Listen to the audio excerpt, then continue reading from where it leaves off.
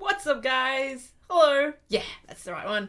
Hello. Welcome, everyone. Welcome to this week's Supergirl recap video. Today we're recapping Season 3, Episode 4. It's called The Faithful, right? Something like that. I never know what the episodes are called. Anyway, yeah, heads up. I'm a little all over the place from this episode, so if my recap is a little all over the place, then that's just it. Okay, so just a quick, I guess, heads up. If for those of you that don't know, I have done a live reaction video to this week's episode of Supergirl, like I do every week. That is up on my Patreon. If you guys want to go check that out, a link to my Patreon is in the description. It would mean the world if you guys did check it out. But let's get on with this recap video because I have many feels about this week's episode. We start off with this dude. This dude starts off as douchebag of the day, right? Okay. We get sort of a flashback in this first sequence, which was cool. I really liked this sort of flashback.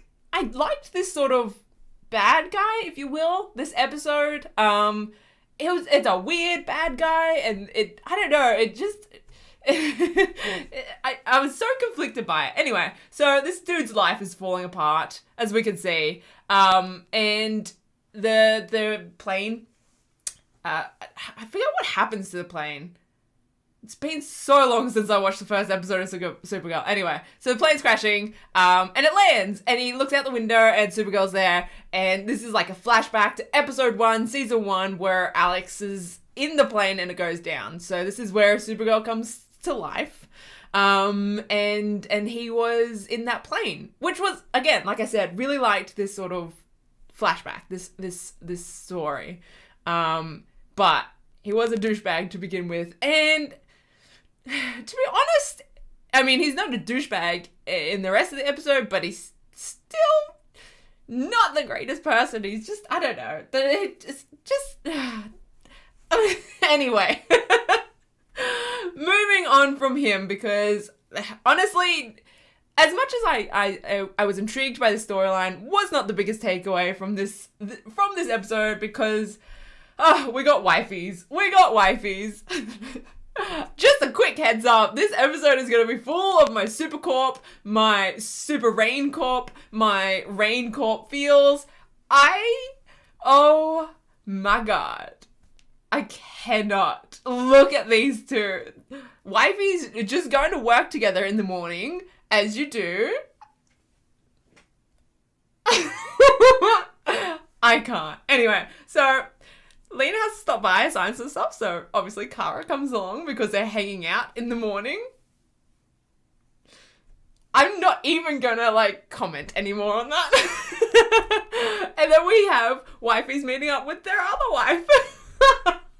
I am so on board the Super Rain Corp, ship. I am so on board this ship. This scene, I don't even 100% know what happened. I mean, I do. But, as soon as I see them in the scene together, this screenshot here, it's just, the possibilities for this storyline. If they legitimately got them together, I just need, a really good Super Rain Corp fanfiction, because, these women are all powerful as fuck, and they're all so attractive. So attractive. And they've just got so much chemistry. I need a really long, extensive, full-on fanfiction of these three, because I don't even care if they're if it's AU, non-AU, I don't care. I just need a good fanfiction of these three, because they bless me. They bless me, they really do. So, so Lena is asking Rain what she's gonna do to celebrate, and Lena hits us with the first eyebrow attack of the episode. Lena, rude! How dare you? How dare you? And Kara's like, well, we're having a girls' night. You should come. And Sam's like, oh, no. Kara's like, oh, Lena's not gonna take no for an answer. Accurate. Wives. I cannot.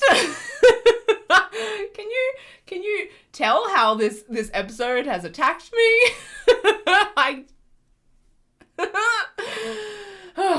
Lena, how dare you? Anyway. So, there's a girls' night planned. So excited for.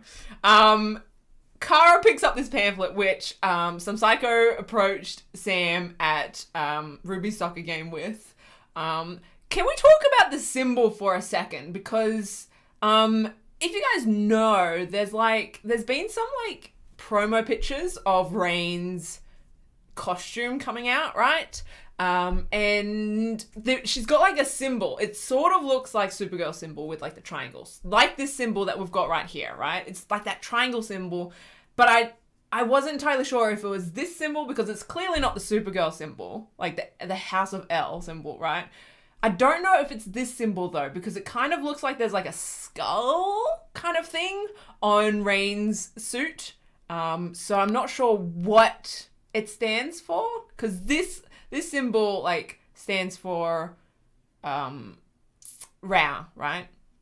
So I'm intrigued to see what the symbol stands for on Rain's costume. I am both excited and nervous for Rain, right? Because Rain, in her suit, Adet flying in her suit. I'm excited because it looks hot as fuck. I'm not gonna lie, but I'm nervous because I don't want her to be evil. I want her to be redeemable. I need more of Sam in my life. I need more.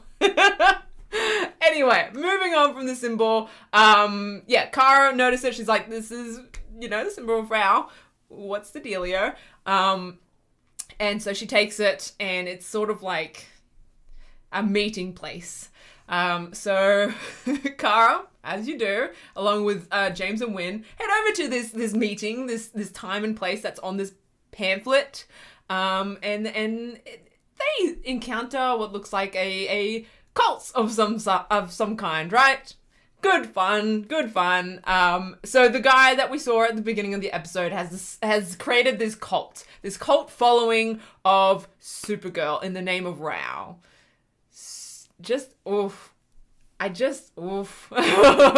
I felt so uncomfortable throughout this episode in these sort of scenes because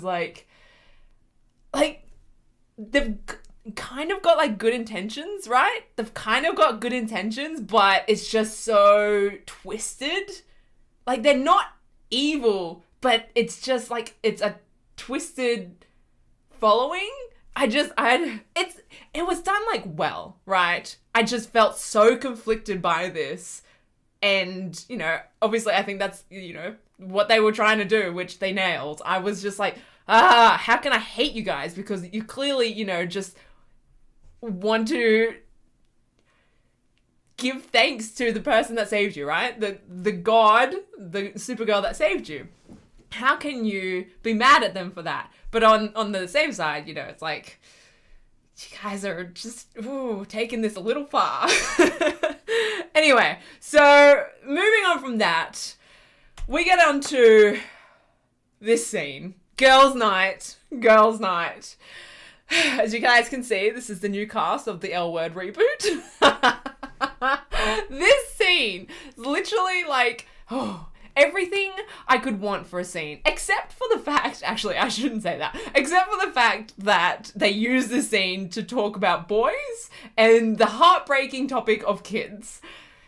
Oh, they've got these 5 incredible ladies all in one room and they're talking about boys. Why? And then the heartbreaking topic of kids comes up. I wanted more of this scene without them talking about those topics.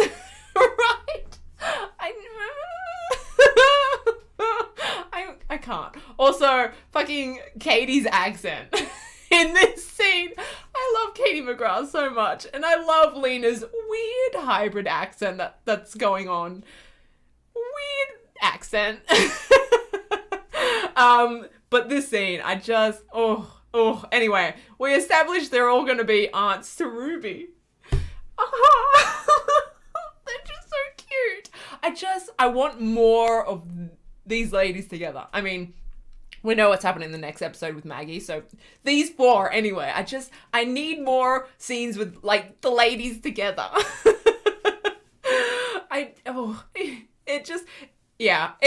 It had so much potential, this scene, except for the fact that, again, just guys and babies, just not topics I want to hear about right now. Anyway, back to the cultiness. We got a fire. So there's another rescue that Kara does. And so this guy is standing on the roof. The building's on fire below him, and the roof crumbles down. Supergirl saves him. Of course she does, because she's Supergirl. She's amazing. And gets him on the ground, and shit gets weird, right? Turns out this guy had set the building on fire, as you do, just so he could get saved by Supergirl to join this cult. Oh, good times. And this is, I guess, where we see the big problem of this cult is they're, like, just purposely putting themselves / other people in danger to join this cult to get saved by Supergirl. Which I feel like, if you think about it, it's like that. Obviously I don't want to think too much about this religion, but, wouldn't, like, being saved by Supergirl be, like, I don't know, like, a privilege, if you went and just, like, put yourself in danger just so you could get saved by Supergirl? Doesn't that privilege sort of not mean as much? Because, like, you planned it? I don't know. That didn't make sense to me too much, but I mean, I suppose, these people have got a twisted view on this religion and Supergirl. Yeah. So, Supergirl / Kara does try and talk to Maggie about it, but I mean, of course, like, the whole Maggie brings up the whole freedom of speech, freedom of religion, which is fucked considering, like, the shit queer people go through, right? And the shit that she's had to go through in her life. But she's a cop, so legally, she can't do anything. So Kara takes it upon herself, as she does, to visit the guy. What's his name? I forget. I don't even know what his name is. Cult leader dude. Let's call him that. Cult leader dude. I'll tell you what, this scene went for a little while. Like, it was a good, decent scene, and they hashed a lot of things out. I'll tell you the biggest thing that I took away from this scene. Was he knew that Kara and Supergirl were the same because he looked into their eyes. I cannot believe for a second that this cray-cray dude can know instantly who Kara and Supergirl are the same people because he looked into their eye, right? And Lena doesn't know? No. No.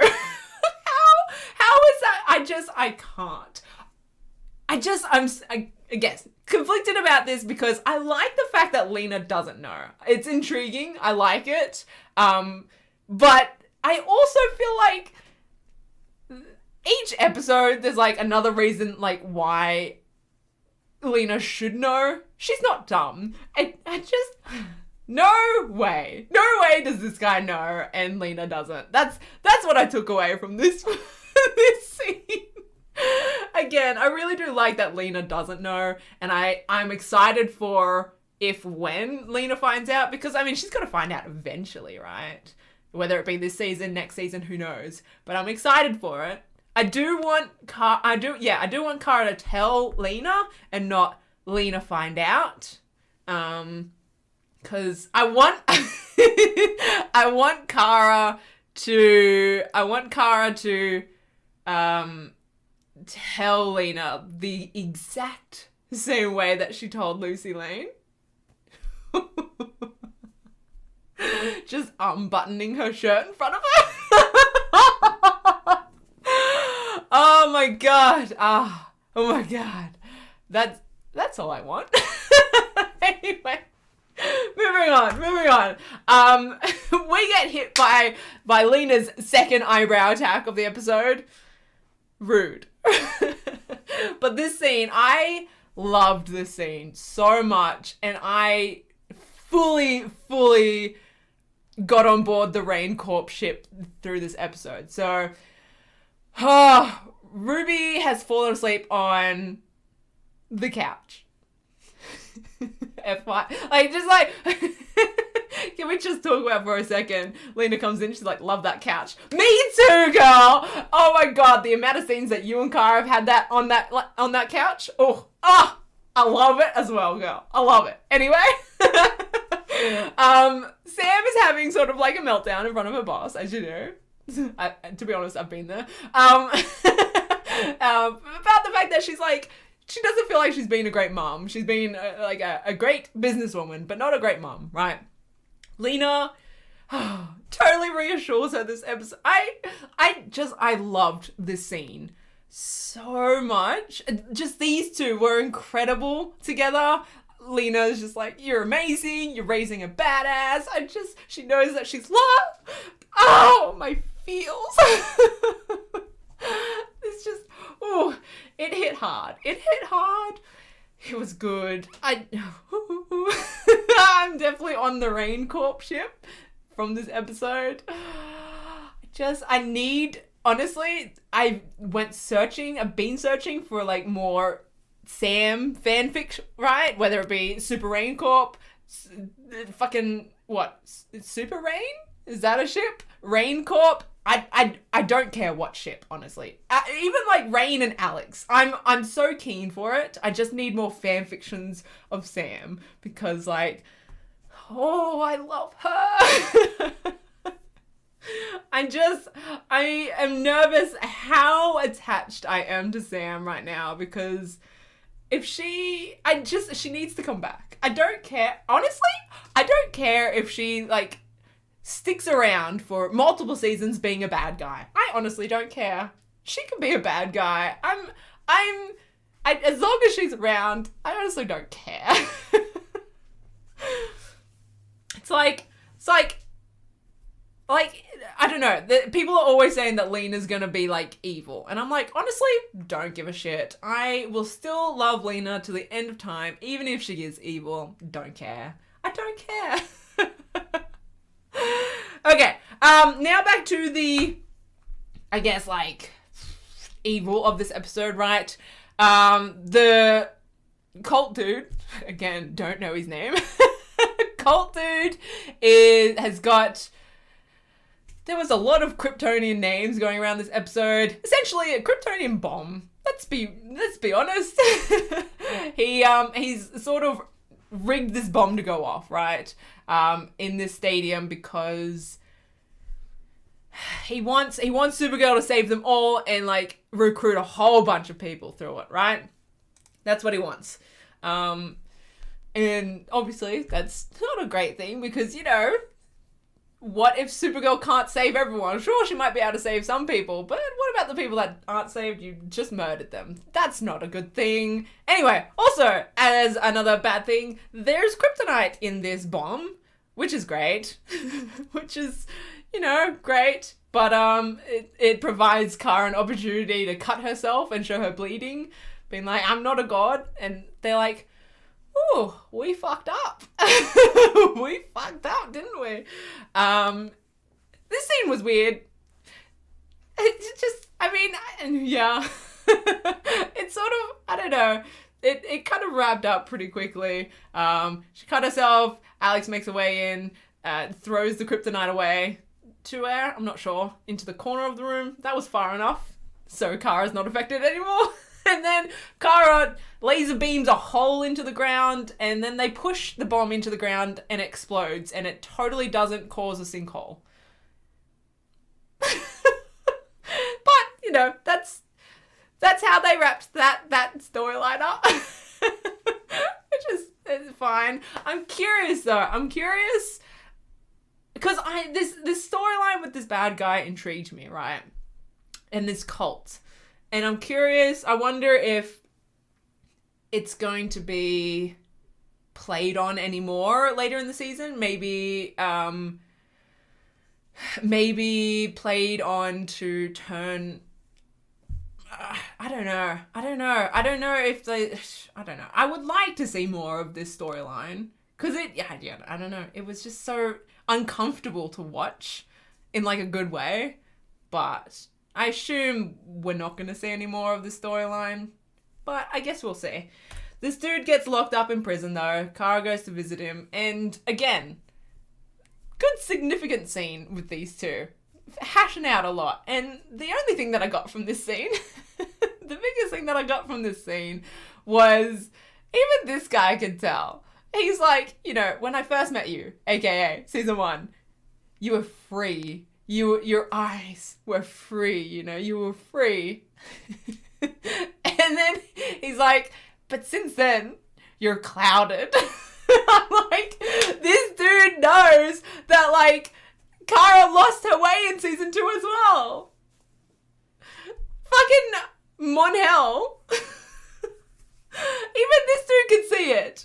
Even this dude can see that, like, just that Monel has just led her off her path, has just clouded her and made her lost her way. Like, this crazy dude even knows what's up. What? Honestly, I don't know. We're gonna get on to Sanvers in a second, right?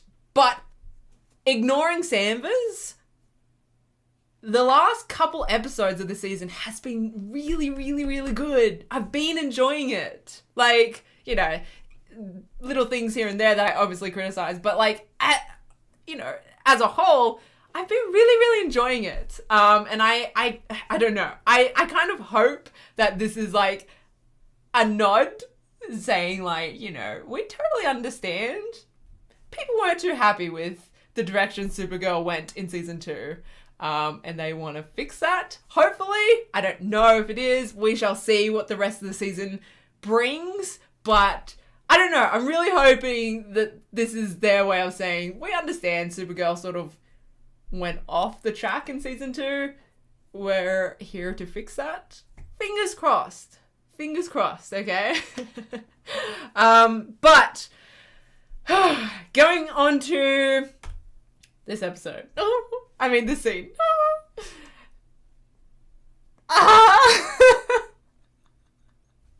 I'm not gonna lie. All I wanted from this scene, like as soon as Lena sat next to Sam, oh god, all I wanted was her to just like hold her hand for a second. Hold her hand for that's like, I was like getting like Imagine Me and You flashbacks, you know, when they're like sitting watching that kid's like school, like speech or something. And then she has like that daydream about like holding hands and then turning to kiss each other.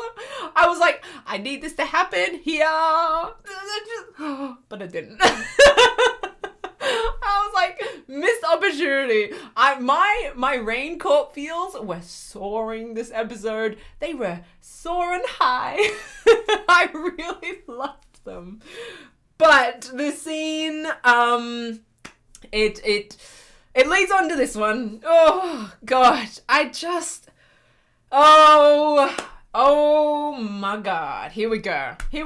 Sanvers. Oh. You guys know how I feel. I despise this storyline so much. I hate it so much.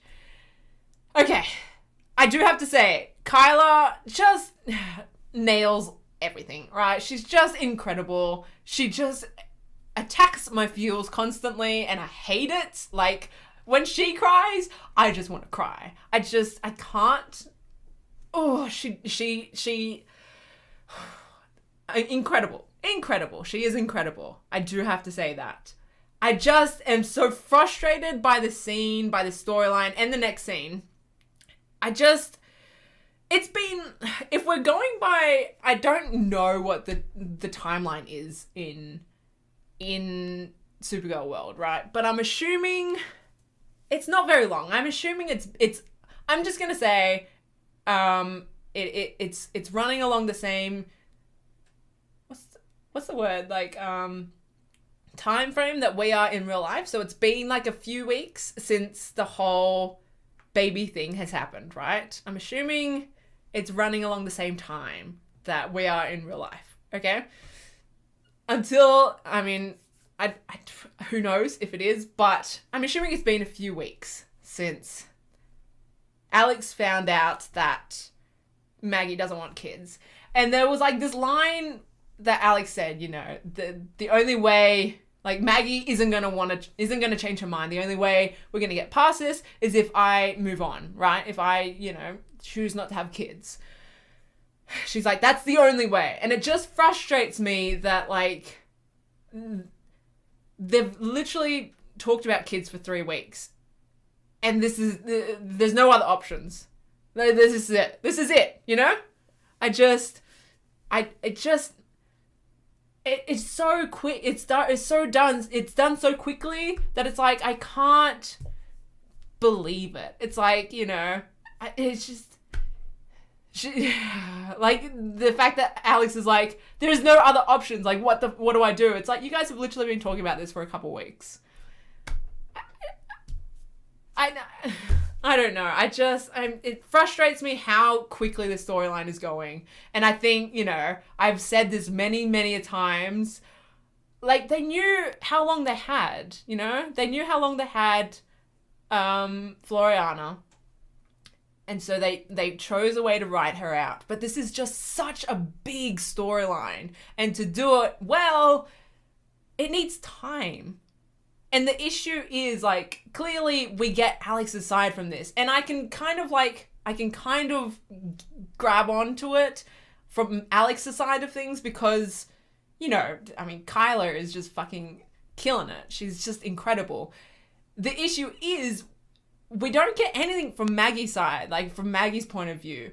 All we're getting is, like, Maggie being dismissive, and we're only seeing Alex trying, and it's sort of making Maggie look like the bad guy, which is so shitty. It's so shitty, and it's not doing Maggie's character justice. It's not doing the storyline justice to just, like, to just see Alex trying. It just seems like Maggie is just, like, doesn't care and is dismissive about Alex's feelings. Like, that's how it's coming off. And it frustrates me so much. Like, this scene, awful, like, rude. Like, again, it's just, we're seeing Alex, the one suffering. Alex is the only one trying. Alex is the only perspective we're getting. And we just see Maggie in this storyline as dismissive and doesn't care about Alex's feelings in regards to kids.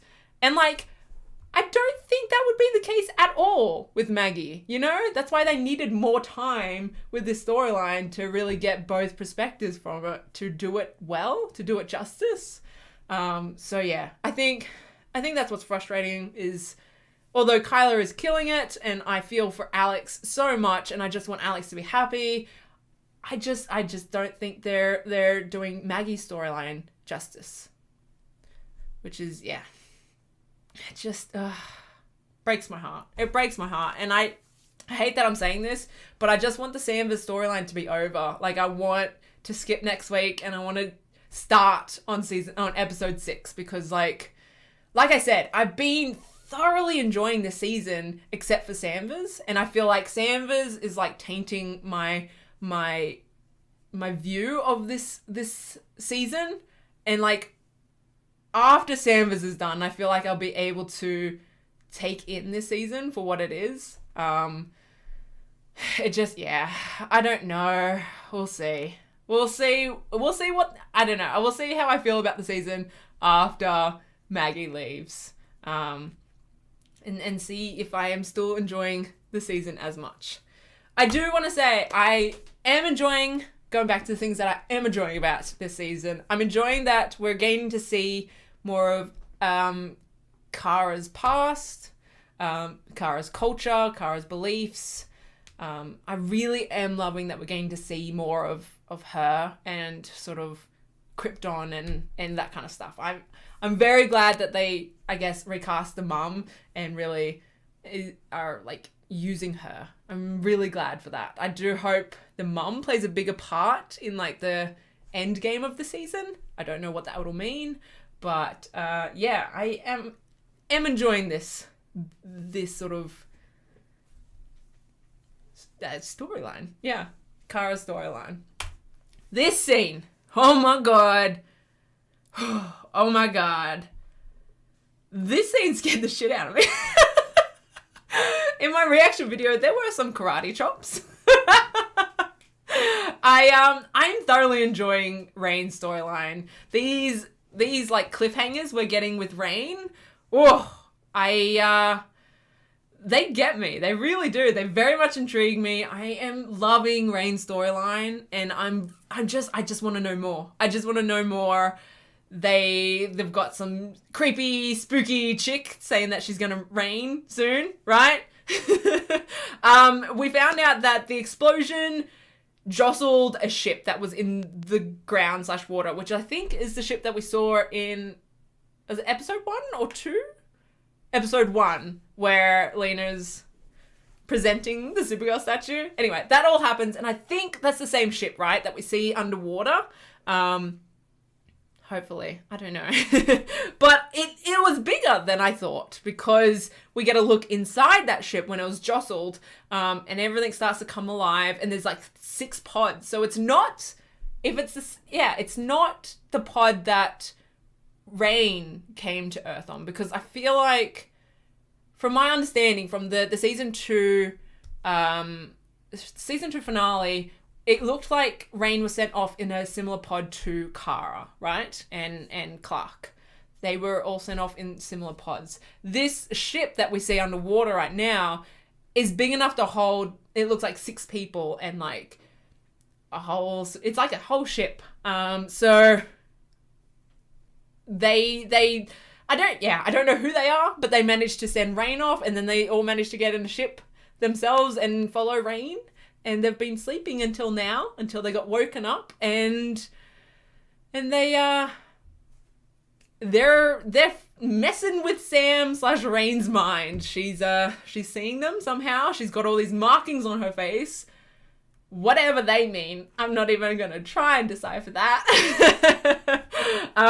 But I'm thoroughly intrigued with this storyline. It seems from where we're going that Rain isn't going to necessarily be Sam's doing, right? I mean, it seems like something is going to happen in regards to these 6 people that have woken up. It might have something to do with Ruby. They might do something to Ruby.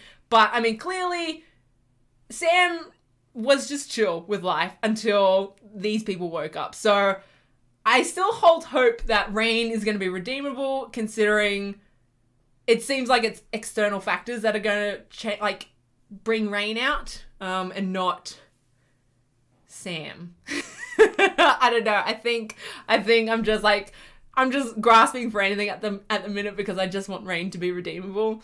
I want Supergirl/Lena to bring Sam back. And then Rain and Supergirl can fight together in season 4. I'm gonna write a fanfiction. No. But yeah, this is a great ending. I'm excited. So, for those of you that are here alive, I would like to hear your thoughts on this episode. Been seeing a lot of people, lot of thoughts on Maggie, and Sam's storyline. Yeah, I just everything except for the Sam's storyline, I've been thoroughly enjoying. So, I just it makes me mad. I don't know. Jen laughing at me jumping at my reaction to this part. I legit jumped and I karate chopped. I was not expecting it. I was petrified. Lindsay saying the markings are in Kryptonian. I think she's going to go a little crazy paranoid. Interesting. Do you think these people will send her crazy, bring out that paranoia, just continually give her these visions? That's going to send her crazy. Navette says, I love the episode overall. I can't wait to see more of Lena. Same, girl. Same. I'm just gonna sit on this while we chat, because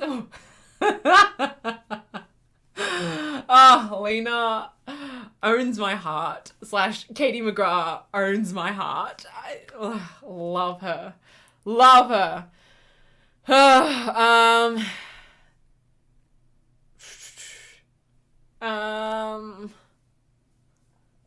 I don't want to talk about Mon-El coming back. I'm curious to see. I mean, because obviously Chris Wood is still in the credits, so we know he's coming back. I don't know when he's coming back. I think there are specifics out there, but I haven't really looked much up on Mon-El. I just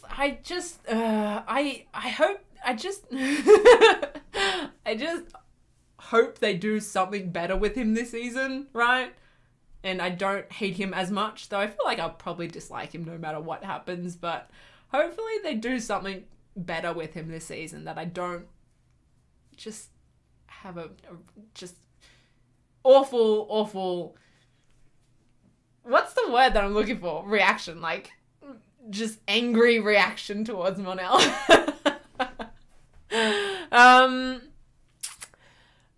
Lindsay says, I was expecting the scare scene, but I still jumped. Yeah, too many visions can scare someone. Oh, yeah. I mean, she was terrified. She was, on the ground, terrified, and Ruby, found her that way. So, I mean, clearly, these people, whoever they are, terrify her. I mean, that would fucking terrify me as well. Do we have any Super Rain shippers? Oh, yeah. I'm shipping Sam with every female on this show. Oh, so much. I ship Sam with Lena and Alex. Either way, what hot couples, lols. True.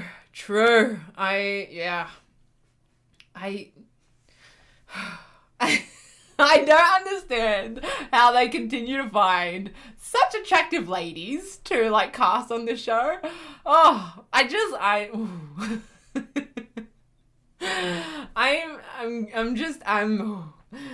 great eye candy. But I think that's about it. Thank you guys for watching if you guys are here live. Thank you guys for watching if you are watching this post live stream. And yeah, let me know your thoughts in the description. Next week's episode is gonna be it's gonna be a doozy. I feel like there's just gonna be a lot of in my reaction video, I feel like there's just gonna be a lot of inaudible noises. I don't know. I don't think I'm just gonna be able to process words during next week's episode. I haven't actually seen the promo for next week's episode. I saw like a screenshot for the promo and it had Lena in it, so I was like, wow. I mean, good times. But I want next week's episode to be over, to be honest. But yeah, thank you all for hanging out, for just chatting about Supergirl with me. This will be it's been a trip so far. It's been a trip, and we're only just getting into the season. So I will see you guys in my next video. Okay, bye.